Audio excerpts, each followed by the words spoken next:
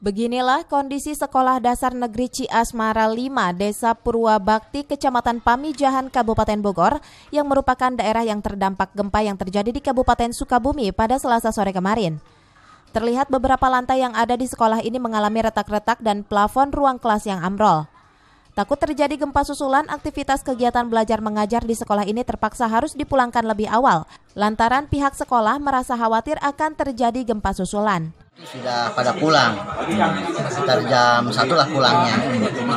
Kejadian jam 5 sore itu terjadi gempa.